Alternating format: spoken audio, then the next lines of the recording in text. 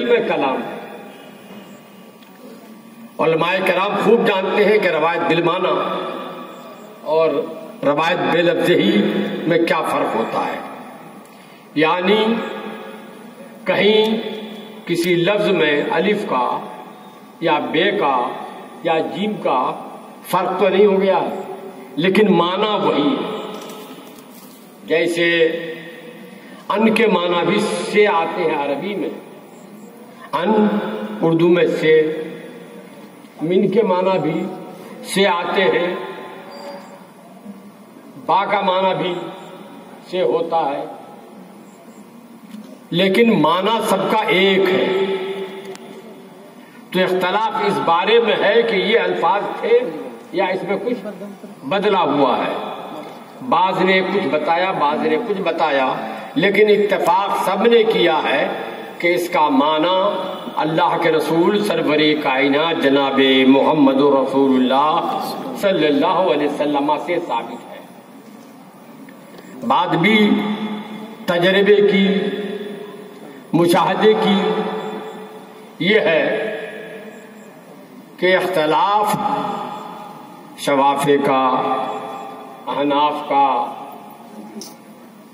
مالکی حضرات کا، حنبلی حضرات کا اگر نہ ہوتا تو شاید صحیح اسلام پر چلنا انگارے کے اوپر چلنے کے برابر ہو جاتا، وہ چلا ہی نہیں جا سکتا تھا۔ مثال کے طور پر میں آپ کو بتاؤں، سود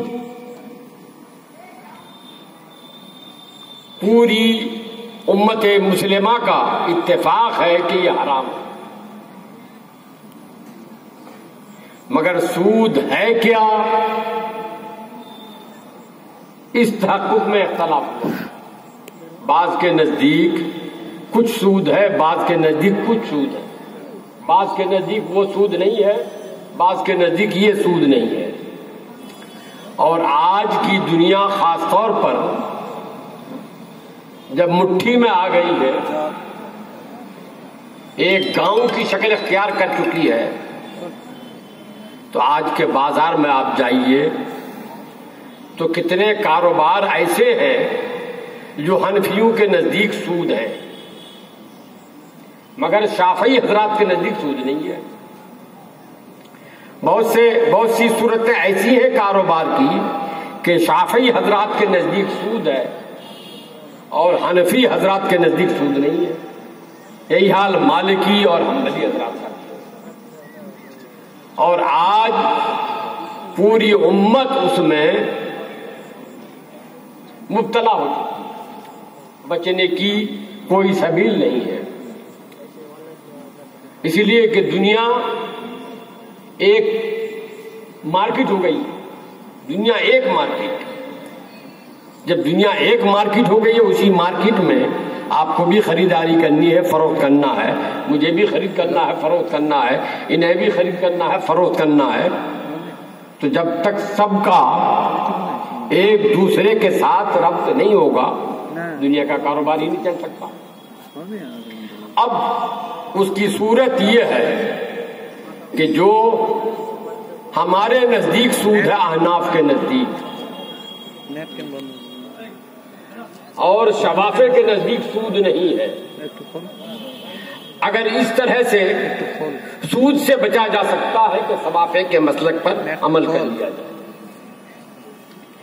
تو اس حرام کے ارتکاب سے بچا جا سکتا ہے، تو اس کو اختیار کر لینا چاہیے، حرام سے بچ جانا چاہیے۔ اور اگر کوئی سبیل ایسی ہے کہ شوافے کے نزدیک سود ہے، احناف کے نزدیک سود نہیں ہے، تو شوافے کو چاہیے کہ وہ حرام کاری سے بچنے کے لیے، حرام خوری سے بچنے کے لیے وہ احناف کے مسلک کے مطابق عمل کر لے۔ اسی کو کہتے ہیں اختلاف و امتی رحمت۔ میں ایک مثال دوں، آج سے تقریباً 15-16 سال پہلے ایک لڑکی نے ہندوستان میں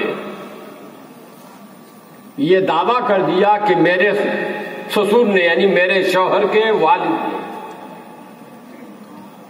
مجھ سے غلط کاری کی زبردستی. احناف کے مسلک کے مطابق وہ عورت اپنے شوہر کے لیے حرام ہو گئی. یہ استفتاء چلا گیا دارالعلوم دیوبند اور دارالعلوم دیوبند والے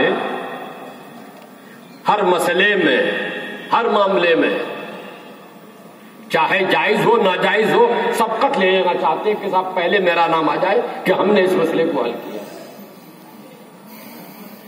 انہوں نے غور کیا نہیں آج کے حالات میں پر اور انہوں نے فتویٰ دے دیا کہ وہ عورت اپنے شوہر کے لیے حرام ہو گئی اور سسر کے لیے تو پہلے بھی حرام تھی تو اب سسر کے لیے بھی حرام اور شوہر کے لیے بھی حرام. اور جب تک شوہر چھوڑے نہیں وہ دوسری شادی بھی نہیں کر سکتی. تو جوان عورت اپنی زندگی گزارے گی کیسے؟ تمام میڈیا والوں نے اور میڈیا میں چونکہ میڈیا پر قبضہ ہے اصل میں یہودیوں کا، ہم اور آپ جو بھی یہاں میڈیا کے کارندے ہیں وہ تو اعلی کار بنے، وہاں سے جو کچھ ارشاد کیا جاتا ہے اسی کے مطابق یہاں کی میڈیا عمل کرتی ہے. میڈیا والے کرتے کیا تھے اسلام کو بدنام کرنے کے لیے؟ جس داڑھی والے کو دیکھا اس کے پاس جا کے ہاں بولیے. اب وہ سسر کے لیے بھی حرام شوہر کے لیے بھی حرام، شادی بھی نہیں کر سکتی تو اس کی زندگی گزرے گی کیسی؟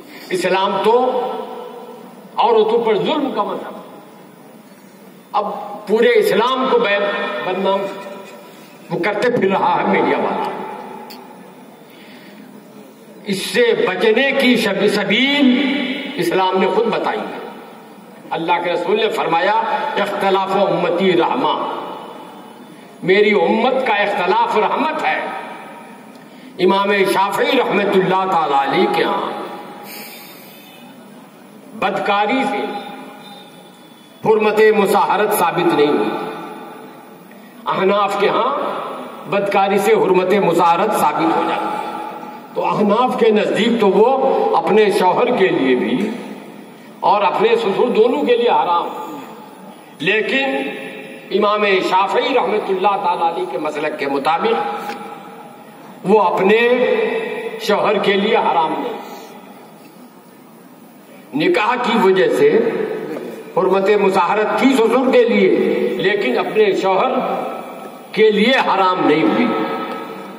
اب آج کے حالات میں اسلام کو بچانے کی خاطر ضرورت اس بات کی تھی کہ حنفی ہوتے ہوئے بھی شافعی مسلک پر عمل کر لیتے اور یہ کہتے کہ صاحب جو تم کہہ رہے ہو کہ اسلام عورتوں پر ظلم کا مذہب ہے، ہرگز ظلم کا مذہب نہیں ہے، اس کے لیے راستہ موجود ہے. چنانچہ اس حادثے کے ایک سال بعد ثقافہ میں کیرلا میں عالمی کانفرنس ہوئی تھی جس میں